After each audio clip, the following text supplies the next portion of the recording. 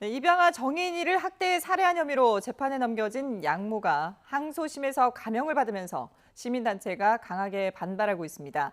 또 김창룡 경찰청장이 최근 이딴 경찰의 강력사건 부실 대응에 대해 사과하고 실전 대응력을 높이겠다고 밝혔는데요. 경찰이 신뢰를 되찾을 수 있을지 지켜봐야겠습니다. 주요 사건 사고 최단비 변호사와 승재현 한국형사법무정책연구원 연구위원과 함께 살펴보겠습니다. 두 분 안녕하십니까? 네, 안녕하십니까? 네. 자, 먼저 정인이 사건부터 좀 살펴보겠는데요. 어제 양부모에 대한 항소심 선고가 있었는데 양모, 장모 씨에 대해서는 1심에서는 무기징역이 선고됐는데 어제 2심에서는 35년형으로 줄어들었거든요. 우선 이 부분에 대해서 최 변호사님 어떻게 보셨어요? 일단 저는 사실은 예상하기로는 2심은 1심과 같은 형을 선고할 거라고 생각을 무기징역이 했습니다. 그대로 나올 것이다. 예. 예. 왜냐하면 사실은 시민단체들이나 많은 그 국민청원에서 형이 1심도 낮다라는 비판들이 많았습니다. 네네네. 하지만 뭐 일단 이제 피해자가 한 명이기 때문에 이 1심보다 더 중한 형이 가긴 좀 어렵지 않겠느냐. 그래서 네. 1심을 유지할 거라는 예상들이 많았었는데 네. 예상을 깨고 1심보다는 감형이 됐다. 그렇죠. 그래서 예상 외 판결이다. 이러한 반응이 많습니다. 그런데 그 재판부가 살인의 고의성 여부에 대해서 우발적, 그러니까 살인 혐의는 인정을 했어요. 인정은 했는데 그래도 우발적은 아니지만 그렇다고 해서 치밀하게 계획했던 것도 아니다라고 판단을 했거든요.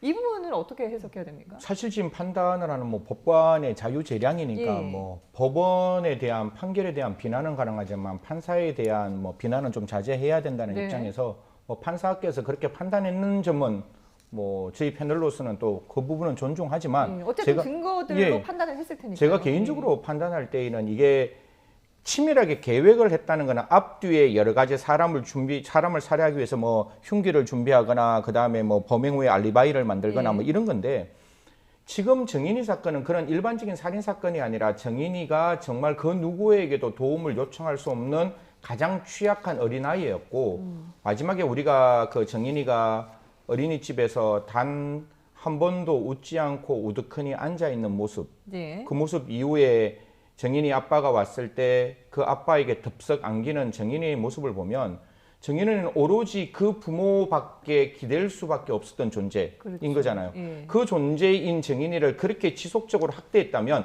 저는 그 자체가 계획적이라고 저는 보는 거예요. 네. 그러니까 이게 일반 살인사건 같이 뭐 흉기를 준비해서 사람에게 다가갔다 이런 계획은 아니지만 분명히 자기에게 전적으로 의지할 수밖에 없는 대한민국에서 가장 취약한 아이였다면 그 사이에 수많은 아동학대에 대한 폭행이 있었고 법원에서 이런 말 하잖아요. 아빠가 제대로만 했으면 정인이 살릴 수 있었는데 그 병원에 데리고 가지 않았기 때문에 정인이가 사망에 이르게 되었고 이미 수많은 학대로 약해져 있는 정인이가 그 부모의 어머니, 그 엄마의 폭행에 의해서 췌장이 절단되는 상황에서 사망에 이르렀다면 예. 저는 모르겠습니다. 그거 분명히 계획적이라고 볼 수 있는 것 아닌가. 그리고 법원에서는 계획적으로 보지 않았지만 예. 또 뭐 보는 시각마다 다를 수 있으니까요. 저는 계획성이 없다고 볼 여지가 없는 것은 아니다. 계획성 있다라고 볼 수도 있다라는 예. 말씀드리겠습니다. 그러니까 아이를 그렇게 심하게 학대하고 때렸을 경우에 아이가 숨질 수도 있다라는 걸 충분히 알 수 있었음에도 불구하고 어쨌든 지금 상황이 이렇게 벌어졌고 네. 근데 이제 재판부는 그 이후의 행동에 대해서도 판단을 네. 했던 것 같아요. 그러니까 이거를 만약에 살인의 의도가 있었다면 그대로 놔뒀을 텐데 정인이를 병원까지 데리고 갔던 부분을 보면 계획적인 건 아니다 이렇게 봤다고 봐야 맞습니다. 될까요? 일단 이 2심에서도 이 살인의 혐의는 인정을 예. 했어요. 살인의 혐의를 인정을 했는데 다만 이 감형의 요소를 본 겁니다. 그 가중의 요소가 있고 감형의 요소가 있는데 네.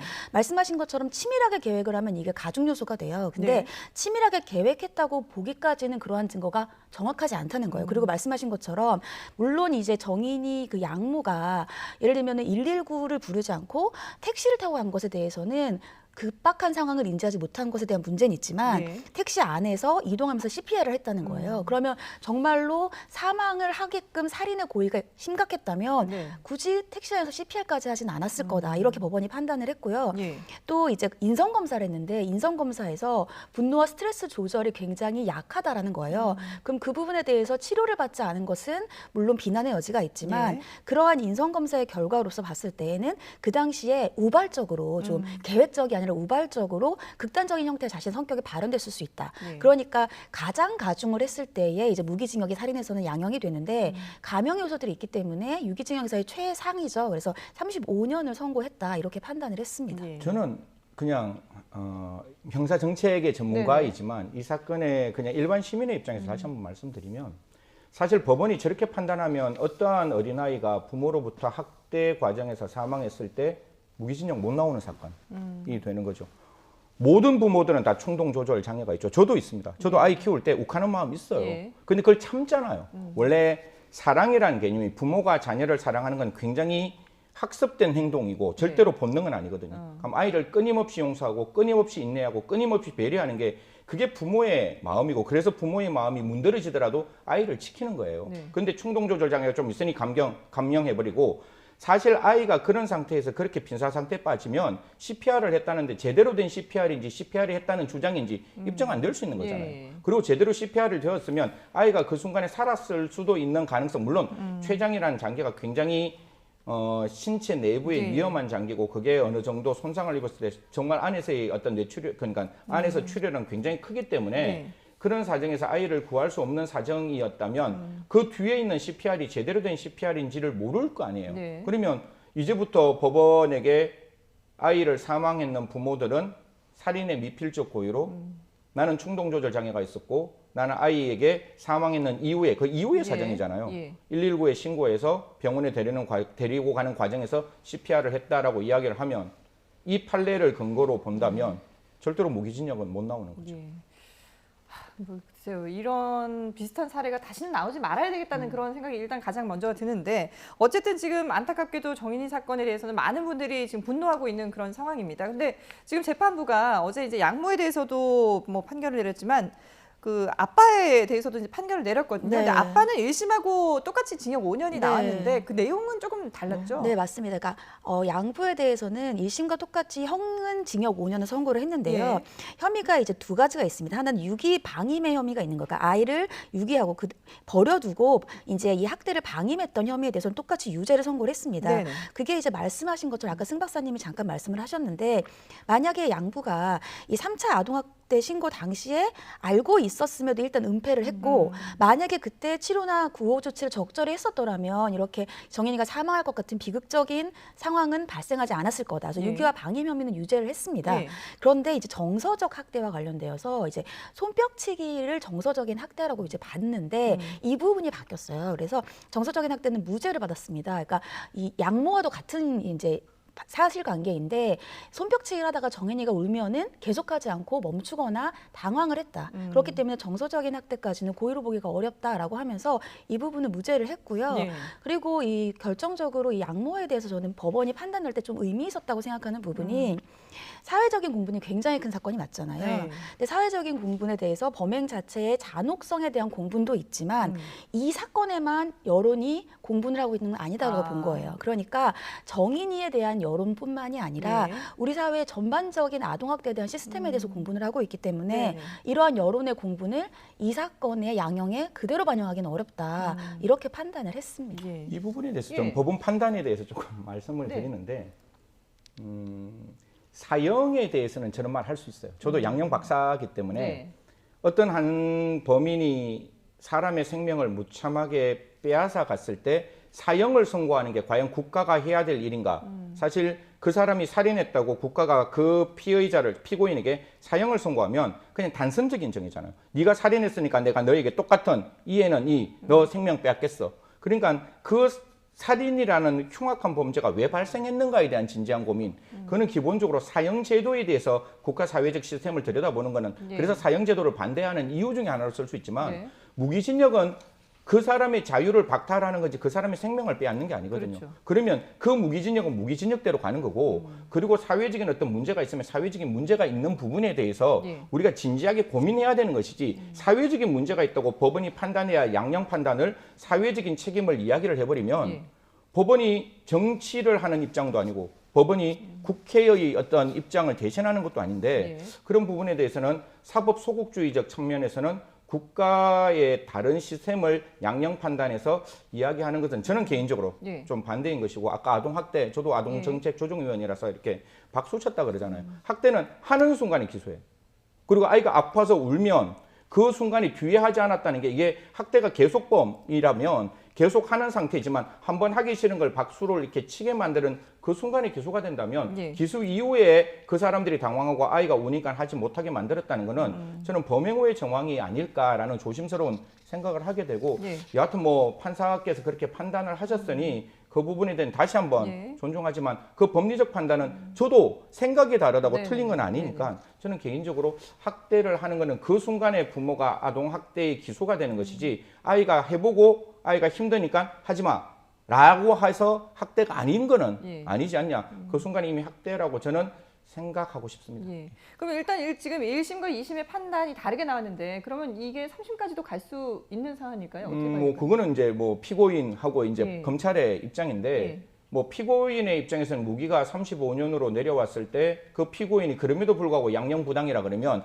상고심은 사형 10년 이상의 징역이, 10년 이상의 징역에 대해서는 항고를 할 때 양형 판단, 양형 위반으로, 그러니까 그 형량이 높다는 이유로 상고할 수 있는데, 과연 이런 경우에 이제 피고인이 상고할지는, 형량 부당으로 상고할지는 모르겠지만, 저는 검찰에게는 꼭 이야기하고 싶습니다. 검찰이 사형을 구형했고, 사형 구형이 아닌 무기징역도 아니고 그거보다 한 단계 낮은 유기징역이 선고되었다면 네. 그냥 양형 판단에서 검사의 구형이 어느 정도 이루어졌다고 해서 상고를 안 하는 게 아니라 안에서 좀 들여다볼 수 있는 내용들이 많아요. 그리고 네. 저는 이 법리적 판단에서 그 아버지, 그러니까 아빠라고 얘기하죠. 그 사람이 과연 그냥 단순 방조일까? 분명히 그 부인의 눈치를 보고 아이를 한 번도 구하지 않았다면 제가 봤을 땐 공동정범의 의사가 있지도 않았을까라는 생각들을 좀 들여다봐서 검찰에서는 선택의 문제가 아니라 당위의 문제로 이 부분에 대해서 상고, 대법원에 대법원까지. 상고하는 게 맞지 않을까라는 말씀드리겠습니다.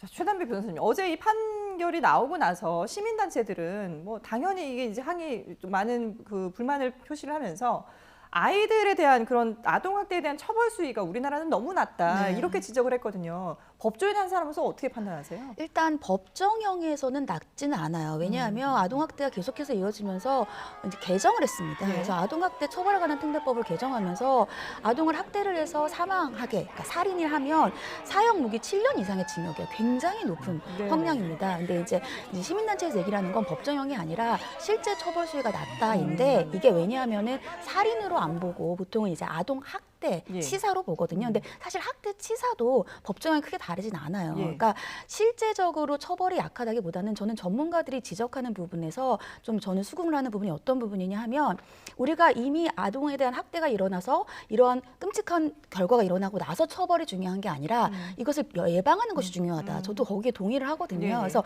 이제는 사각지대를 줄여야 된다는 얘기를 많이 합니다. 그러니까 이번에 이제 3살 아이가 예, 이 양모에게 학대를 받았는데 그 아이를 왜 발견하지 못했냐 하면 지금도 전수조사를 해요. 근데 이 아이의 실거주지와 주민등록지가 달랐습니다. 그러니까 전수조사를 하기가 어려운 거예요. 그렇죠. 사실은 이런 사각지대 아이들이 많거든요. 예. 그래서 이러한 사각지대를 줄여나가는 것이 처벌을 더 강화하는 것보다 저는 사실상 더 필요한 대책이다, 이런 생각이 듭니다. 예. 그러니까 아이들에게 평소에도 좀 더 많은 관심을 가지고 이 아이들을 지킬 수 있도록 우리 어른들이 나서야 네. 되는 그런 상황인 건데요. 지금 예로 드셨던 그 3살배기 아들 네. 같은 아이 같은 경우에는 지금 사건 당일에도 계모가 직접 신고한 게 아니라 이제 친부가 119를 통해서 신고를 했다고 하거든요. 뭐 친부는 일단 방조 혐의로 입건이 되고, 계모 같은 경우는 아동학대치사 혐의로 구속이 되긴 했는데, 그럼 이 사건 같은 경우에는 어떤 처벌까지가 가능한 건가요? 일단 이제 계모는 말씀하신 것처럼 아동학대 치사입니다. 근데 예. 계모도 이제 살인죄로 수사 중에 바꿀 수 있다, 이렇게 얘기를 하고 있어요. 네. 그래서 이 계모 같은 경우에는 지금 이 아이의 부검 결과가 나왔는데, 부검 결과가 대장과 관련된 게 직접적인 사인, 대장 파열이 직접적인 사인이고, 그것 이외에 온몸에 타박상이 있고 예. 뇌출혈과 관련된 소견도 있어요. 그러니까 네. 이것은 지속적인 학대를 받았다는 거거든요. 그래서 만약에 이 마지막으로 학대를 가했을 때 사망에 충분한 중상을 입었다면 살인 혐의도 이제 볼 수가 있고, 예. 아빠 같은 경우에는 그 당시 학대 때 말씀하신 것처럼 그 자리에는 없었어요. 예. 이제 119에 신고를 했지만, 그러니까 자리에는 없었고 본인은 이제 일 때문에 이 아이에 대한 관심이 없었다. 그래서 지금 현재는 이제 방조 혐의로 입건이 된 것인데, 네. 만약에 뭐 어떠한 학대와 관련되어서 그러니까 업무라고 하면 뭐하지만 법적 용어로 이렇게 행위를 분담을 했다라고 한다면, 그러면은 이제 공동정범도 가능해서 예. 그 부분은 현재 수사 중에 있다라고 합니다. 예, 이 사건의 결과도 좀 지켜보도록 하겠습니다. 자, 이번에는 경찰 부실 대응 논란 짚어보겠습니다. 김창룡 경찰청장이 인천 층간소음 흉기 난동 사건 담당 경찰서를 찾아서 실전 대응 훈련을 강화하겠다고 밝혔는데요. 들어보고 오겠습니다. 정말 위험에 빠진 국민들이 우리 경찰관의 도움을 받지 못했다는 그 사실에 대해서 정말 무겁게 생각하고 깊은 책임감을 느끼고 있습니다. 가장 중요한 것이 실전 위주의 훈련을 통해서 자신감과 당당함을 키우는 것이 중요하다고 생각합니다. 그렇게 하기 위해서 우선 당장 다음 주부터 전국 1선 경찰관 7만 명을 대상으로 해서 모두 1인당 한 발씩 퇴적은 실사훈련을 실시를 합니다. 흉기 등을 위해서 기습적으로 공격하는 그런 어떤 긴급 상황에 제대로 대응할 수 있도록 실전 위주의 시뮬레이션 훈련을 1선 경찰관을 대상으로 마찬가지로 다음 주부터 바로 시행을 할 예정입니다. 네, 물리력을 적극 행사하라는 지시에 이어서 실전 위주로 이제 훈련을 실시하겠다라고 얘기를 했습니다. 그런데 이번 사건 같은 경우에는 사실 처음에는 이제 경력이 짧은 여성 경찰관이 현장을 이탈했다라고 보도가 됐었는데 보였지만, 예. 이후에는 경력이 상당히 있는 19년 차 그 그렇죠. 경력의 경찰도 역시 사건 현장을 떠났다라고 하거든요. 이게 뭐 경력의 문제가 아니라 경찰관들의 어떤 대응 체계 시스템 전반에 문제가 있는 게 아닌가 싶기도 한데요. 세 가지 문제가 있는 거죠. 예. 첫 번째, 이런 상황에 대한 교육이 안 되었다. 두 번째는 이런 상황을 제대로 경험하지 못했다. 네. 세 번째는 이런 상황에서 판단의 부재가 발생했다. 이 세 가지인데요.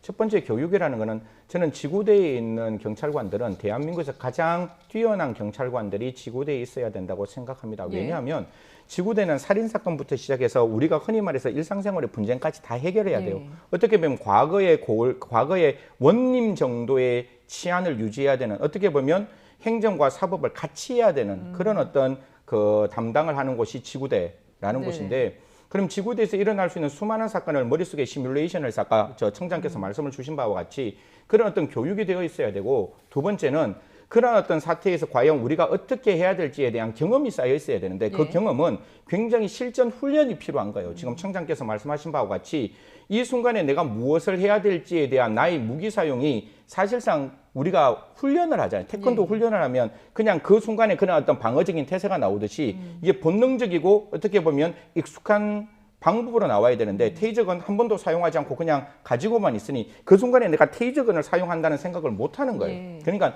그 순간에 테이저건을 사용할 수 있는 경험이 있어야 되고 제일 마지막에는 저는 판단이라고 생각합니다. 이게 예. 훈련 안에 들어가야 되는데 보통 뭐 이거는 뭐 약간 좀 다른 이야기지만 군사 훈련을 할 때 한 네. 4명이 팀을 이루어서 어떤 그 훈련을 받는 장소에서 한 사람이 실수를 할 때가 있어요. 네. 그러면 그걸 바깥에서 보는 어떤 훈련 감독관 그리고 안에 같이 훈련을 했던 사람들이 네가 왜 이 순간에 그러한 행동에 대한 잘못된 판단을 했느냐라는 집단지성을 가지고 좀 판단을 해야 되는데 네. 그런 부분이 없이 그 순간에 내가 무엇을 선택해야 될지, 경찰봉을 선택해야 될지, 테이저건을 사용해야 될지, 권총을 사용해야 될지 그 순간적인 판단이거든요. 그 순간적인 판단에 대한 어떤 경험이 좀 없고 훈련이 없고 거기에 대한 어떤 체계적인 어떤 대응이 좀 없었지 않았느냐. 그래서 청장께서 말씀 주셨으니까요. 네. 물론 뭐 한 사람이 한 발이라는 그 말은 좀 아쉽지만 지금이라도 그 순간에 내가 어떠한 판단을 적절하게 해야 될지 좀 적극적인 훈련이 필요하다 이런 말씀드리겠습니다. 예.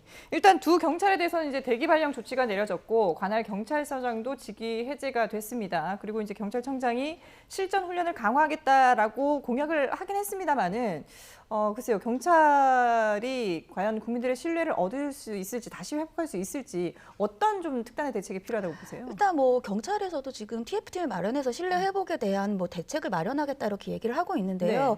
일단 말씀하신 것처럼 현장 대응 능력이 많이 부족하기 때문에 예. 그 부분에 대해서는 뭐 꾸준히 연습을 하고 이런 게 필요하겠죠. 근데 여기에 대해서 지금 또 다른 문제, 그러니까 일단 이 경찰에서의 문제는 이러한 뭐 예를 들면 그 당시에 대응 능력이 부족하고 연습이 부족하고 네. 이런 부분이고요. 그 다른 부분이 또 있습니다. 그 다른 부분은 이제 경찰 내부에서 얘기가 나오는 것인데 규정이 비현실적이라는 거예요. 규정이 이것이 이제 비현실적이다. 승 박사님 아까 말씀하신 예. 그 당시의 판단과 또 이제 상통하는 부분인데 규정이 예를 들면은 내가 지금 여기 상황에서는 권총을 사용할 수도 있는 상황이었습니다. 근데 그 그렇다고 부분을 하더라고요. 사용하지 않았기 때문에 지적을 받는 것이고 애매한 상황들이 있어요. 예를 들면은 뭐 권총을 사용할 수 있는지 아니면 그 밑에 단계라서 경찰봉을 사용해야 되는 것인지. 근데 여기에서 잘못된 판단을 했을 때에는 그러면 거기에 관련되어 있는 징계가 또 심하다는 겁니다. 아니면은 또 우리 법원에서도 이제 손해배상 같은 것들을 예. 경찰 개인에게 이제 전가하는 부분들이 있어서 소극적으로 대응할 수 있는 문화가 생긴다는 거예요. 예. 그래서 물론 이게 항상 이제 대립되는 이제 행정력의 그 공권력의 집행과 네네. 인권의 문제가 대립되긴 하지만 이런 상황과 같이 누가 봐도 극단적으로 위험한 상황이라고 한다면 경찰이 예를 들면 경찰봉을 사용해야 되는 상황이지만 권총을 사용했다고 해서 과연 그 책임을 묻는 것이 맞는 것인가에 대한 것도 예. 다시 한 번은 생각해 봐야 된다. 왜냐하면 이제는 검경 수사권도 조정이 됐고요. 예. 이제 현실적으로는 우리 일반 서민들은 믿을 곳이 경찰밖에 없는데 경찰이 소극적으로 대응하는 문제가 있다라고 한다면 그 부분은 개선을 해야 될 필요가 있다는 생각이 듭니다. 예. 실제로 경찰이 현장에서 판단을 신속하게 하고 적극적으로 대응하는 것이 중요한데 여기에 따른 책임도 경찰 개인에게만 지운다면 당연히 또 부담이 될 수밖에 이 없을 것 부분이 같아요. 굉장히 경찰 입장에서는 정말 안에서 내부적인 판단으로는 부담스러울 거예요. 예. 그러니까 저는 기존에 있었던 상황, 예를 들어 가지고 우리가 과잉 진압이라고 이야기를 하는 것은 그 피의자가 무기를 들지 않는 상황임에도 불구하고 피의자를 진압하기 위해서 테이저건이나 경찰봉을 사용하는 것, 이런 부분에 대한 과잉 진압을 이야기했는 거지. 방금 변호사님 말씀대로 지금 이 상황은 살인사건 네. 현장이잖아요. 가해자가 피해자에게 흉기를 들고 그 사람의 생명을 직접적으로 위협하고 있는 현존하고 명백한 상황. 이건 다른 말로 우리 정당방위에서 현재의 부당한 침해가 있는 상황이에요. 예. 이런 상황에 국가 경찰이 그 가해자를 응징하고 피해자의 생명을 지키기 위해서 공권력을 사용했다고 해서 저는 비난하는 건 아니라고 예. 생각합니다. 그래서 이런 상황에서 경찰이 적극적으로 공권력을 사용했을 때 그 경찰 안에서도 경찰을 보호해야 할 것이고, 이런 경우에 있어서 인권이라는 건 중요하지만 피해자의 생명을 지키는 건 훨씬 더 중요한 우리 사회적인 공감대인 가치고 정의라고 생각합니다. 예. 그래서 이런 부분에 대해서 경찰의 과잉 대응이 있다고 해서 왜 피해자의 생명을 지킨 경찰을 가해자에게 과잉 진압했다고 비난하는 그런 어떤 정치권의 문화는 조금 자제되어야 하지 않을까 그렇게 생각합니다. 예. 자, 그러면 경찰의 대응 논란이 있었던 또 다른 사건을 한번 살펴보겠습니다. 스토킹 피해를 호소하던 여성이 신변보호 12일 만에 피살되는 사건이 발생했는데요. 그런데 이 피해자가 1년 동안에 무려 5번이나 신고를 했는데 경찰이 전혀 피해자를 보호하지 못했습니다. 이 사건에서는 어떤 문제가 있었던 건가요? 일단 이제 스토킹 대응 매뉴얼을 어겼다라는 문제가 지적이 되고 있습니다. 예. 그러니까 이 여성 같은 경우에는 접근 금지 또 연락을 금지하는 통신 금지 조치까지 다 받은 상태예요. 근데 네. 그럼에도 불구하고 이 가해자가 계속해서 연락도 하고 찾아오는 겁니다. 예. 그렇기 때문에 여기에 대해서 원래는 이제 신고를 하면 입건을 해야 돼요. 그 해당 가해자를. 근데 입건을 하지 않고 단순히 경고 조치를 했다는 거죠. 예. 이런 부분에 있어서 지금 물론 인력이 굉장히 부족하다라는 부분은 충분히 이해는 하지만 예. 스토킹법이 새로 만들어졌잖아요. 그렇죠. 우리 사회가 스토킹법까지 새로 만든 것은 이 스토킹이라고 하는 것이 옛날과는 달리 바라봐야 네네. 된다는 것이고 예방적인 조치가 굉장히 필요한 범죄 중에 하나입니다. 그럼 예방적인 조치를 좀 더 적극적으로 했어야 되는데 그런 부분을 하지 않았다는 데 있어서 지금 상당히 비판을 받고 있는 부분이죠. 예. 한 가지 여기서 말씀을 네. 드리는데 지금 이 피해자는 잠정 조치를 신청해서 가해자에게 법원이 잠정 조치를 지금 부여했는 거예요. 이게 예. 무슨 말인가 하면 경찰이 딱 스토킹 현장에 딱 들어가면 응급 조치를 해요. 당신 더 이상 따라다니면 스토킹으로 처벌합니다라고 네. 딱 경고하고 난 다음에 그럼에도 불구하고 재범의 위험성이 있으면 긴급 응급 조치라고 해서 경찰이 긴급 응급 조치를 해요. 그 말씀 주신 대로 뭐 전화하지 마, 100m 접근하지 마. 그래서 이걸 위반하면 과태료 처분이고 이 단계를 지나서서 도저히 재범의 위험성을 막을 수 없는 정도까지 가면 법원에게 잠정 조치라는 걸 요청하고 예. 그 법원에서 서면 경고라든가 100m 접근 금지라든가 전화하지 마라는 걸 하게 되면 이 자체로 위반하면 형벌이 예. 적용이 되는 거예요. 그러면 법원이 지금 이 사건을 딱 들여다봤는데 이거 스토킹인 거예요. 그래서 잠정 조치를 딱 했다는 거예요. 그러면 법원에서 이게 스토킹이라고 어느 정도 한 번 정도 들여다봤다면 사실 구속영장 발부하는 거 비슷하거든요. 네. 법원에 잠정 예. 조치가 나왔으면. 그러면 경찰은 이 사람이 잠정 조치 위반의 문제가 아니라 스토킹으로 지금 입건해서 조사를 해야 되는 거잖아요. 네. 법원이 이게 스토킹이라고 이야기했는데 근데 지금은 이러한 잠정 조치 위반만 있는 거지 이 피의자를 그러니까 이 지금 저 피해자의 생명을 빼앗아간 사람을 한 번도 임의 동행이나 아니면 출석 요구나 예. 이런 걸 하지 아니하였다는 점은 조금 스토킹 처벌법을 안이하게 받는 거 아니냐. 잠정 조치가 정도 들어갔다면 예. 적어도 이 피의자는 수사가 진행되었어야 한다. 아직까지 수사가 진행되었지 않은 부분은 좀 뼈아프게 반성해야 되지 않을까 그렇게 생각합니다. 그런 큰 아쉬움이 남는 부분인데, 근데 문제는 저희 이제 YTN 취재 결과 이 피해 여성을 담당했던 그 경찰관이 경찰청장 표창까지 받았다고 하고요. 그리고 담당 경찰서장도 여성 대상 범죄와 112 전문가라고 합니다. 그러니까 이게 정말 최정의 전문가들이 모여 있는 그런 집단임에도 불구하고 여기에 대해서 정확한 판단을 내리지 못해서 결국은 이런 사건이 발생했단 말이에요. 네네. 그럼 이건 어떻게 봐야 되는 거예요? 뭐 사실 과거에 잘했던 사람이 현재까지 잘한다라고 저희들이 기대하기는 조금 어렵죠. 그렇게 되면 과거에는 제가 봤을 때 이게 5차례 신고가 있을 때 그 예. 신고를 했을 때 사실 지금 제일 아쉬운 거는 스토킹 처벌법만 있지 스토킹 피해자 보호법이 없어요. 예. 그게 특정 제가 부서를 말하고 싶은데 그 부서가 지금까지 그 법을 만들지 않고 저번 달 11일 날 이제 입법 예고만 했는 거예요. 네네. 그런 상황이기 때문에 경찰은 어떻게 받는가 하면 경찰 훈련이라는 게 있습니다. 예. 피해자 보호 및 지원에 관한 훈련. 그걸 통해서 피해자를 적극적으로 보호했는 거예요. 동행하고 따라가고 임시거처를 주고 여기까지는 잘했는데 예. 아까 제가 말씀드렸다시피 마지막 몇 군데가 굉장히 큰 실수가 있었는 거죠. 이게 분명히 피의자로 수사를 했어야 되고 마지막에 피해자의 신병을 좀 이렇게 적극적으로 확인했어야 되고 예. 스마트워치를 주는데 정확한 스마트워치를 줘야 되는데 이 모든 것이 소위 말하는 엉망진창이 되었기 때문에 마지막 순간에 지켜야 될 생명을 지키지 못한 예. 상황이 되었기 때문에 과거에 잘한 경찰이 현재까지 잘하지 못했다라는 점을 좀 저는 꼬집고 싶습니다. 예.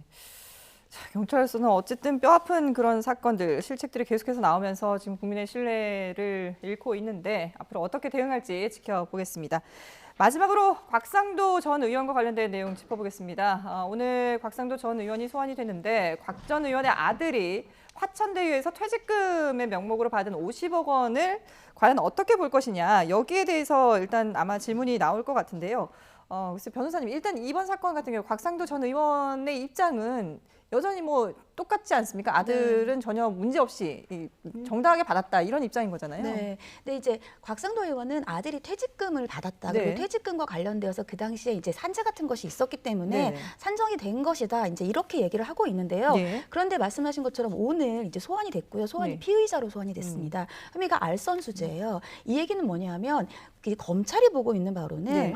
지금 곽상도 의원이 그 당시에 김만배 그 대표의 부탁을 받고 화천대유가 그 당시 하나은행과 컨소시엄을 구성해야 되는데 무산될 위기에 있었는데 예. 이 무산될 위기를 도와줬다는 겁니다. 그래서 이 하나금융지주에 영향력을 행사했다. 그래서 이제 알선수재 혐의로 보고 있고, 그렇다고 한다면 지금 이것은 이제 뇌물과 같은 걸로 본다는 거예요. 그러니까 지금 50억의 그 돈의 성격을 얘기해야 된다는 게 곽상도 의원 내가 대가로 받은 것이 아니다. 그러게요. 이것은 그냥 예. 아들이 정당하게 받은 것이다라고 보고 있는 것이고, 검찰은 이게 아들이 받았지만 사실상 주려고 했던 당사자는 곽상도 전 예. 의원이고 이것이 그 당시에 컨소시엄을 무산되는 것을 도와준 것에 대한 대가로 보고 있다라고 이제 그렇게 성격을 다르게 보고 있는 겁니다. 예. 그리고 이제 박영수 전 특별검사 또 머니투데이 회장을 동시에 불러서 조사를 하면서 지금 대장동 개발 사업과 관련된 로비 의혹에도 박차를 가하고 있거든요. 박 전 특검에 대해서는 상당히 오랜 시간 동안 조사를 했더라고요. 어떤 부분 때문인 건가요? 사실 박 전 특검도 굉장히 이렇게 그 딸과 관계된 부분이 전형적으로 지금 예. 곽상도 전 의원하고 유사한 상황이에요. 사실 일국의 대통령을 구속시키고 처벌하게끔 만드는 가장 큰 역할을 했던 사람이 네. 지금 이것뿐만 아니라 수산업자와도 관계가 되어 있는 부분 의혹이 존재를 네. 하고 지금도 이제 이러한 의혹이 존재하다 보니까 참 어떻게 보면 가장 정의롭게 대한민국을 이끌어가야 될 특검의 위치가 조금 흔들리는 듯한 느낌이고 이것뿐만 아니라 지금 사법부에 있는 대법관과도 관계되는 문제가 분명히 있어요. 예. 지금 김만배 씨가 4번 정도 찾아갔다라고 이야기하는데 과연 대법원에 있는 법원행정처에서는 과연 이 부분을 어떻게 들여다보고 있는 건지 사실 대법원 아무 소리가 없어요. 이게 사실 뭐 좀 죄송스러운 말씀이면 정치인은 4년의 어떤 국회를 마치고 떠나면 네. 되는 일이지만 사법의 대법원이 흔들리면 사실 그 흔들리는 법치를 다시 세우는 것은 너무나 지난한 일이거든요. 그러면 정말 그런 어떤 대법관의 어떤 관여가 전혀 문제가 없다는 점을 대법원 스스로 조금 이야기를 해야 되지 않느냐. 예. 그런 부분에 대해서도 좀 같이 들여다봐야 되고 이거는 대법원 스스로도 그러한 문제점에 대한 이야기를 해야 될 뿐만 아니라 검찰 안에서도 이 사법에 대한 정의를 고쳐 세울 수 있는 유일하게 우리 명함에 저스티스, 정의라고 적을 수 있는 대법관의 문제라면 이 부분 좀 검찰이 다른 사건만큼이나 엄중하게 사건을 좀 들여다봐야 되지 않을까 그렇게 예. 말씀드리겠습니다. 이번 이 대장동 개발 의혹과 관련된 사건은 경찰과 검찰 이제 양쪽에서 수사를 하고 있는데 어제 경찰은 최윤길 전 성남시 의장도 불러서 조사를 했거든요. 이건 어떤 부분을 좀 명확하게 하려고 부른 건가요? 사실 뭐 성남시 의회에서도 대장동 사건과 관련됐을 때 여러 가지 성남시에서 뭔가 일을 해줬을 때 네. 그때 이제 의장이 그런 어떤 행위에 가담했다라는 측면을 들여다보는 것이고 여기도 돈의 흐름은 조금 보여 있는 듯해요. 다만 지금 이제 수사 중이니까 저희가 함부로 예단할 수는 없지만 네. 그 돈의 흐름을 좀 들여다본다면 사실 토건 비리 세력들이 대한민국의 정관계 로비의 모든 사람에게 자기의 이익을 추구하기 위해서 적극적인 로비를 한 거 아니냐. 그러면 진짜 이 사건이 대장동 사건 아니면 화천대유 사건 어떻게 보든 앞으로 이러한 토건 비리는 절대로 발생되어서도 안 되고 앞으로 일어나서도 안 되게끔 법과 제도가 완벽하게 만들어져야 한다라는 말씀 드리겠습니다. 예, 알겠습니다. 네, 지금까지 최단배 변호사 그리고 승재현 한국형사법무정책연구원 연구위원과 함께 사건 사고 소식 짚어봤습니다. 두 분 말씀 잘 들었습니다.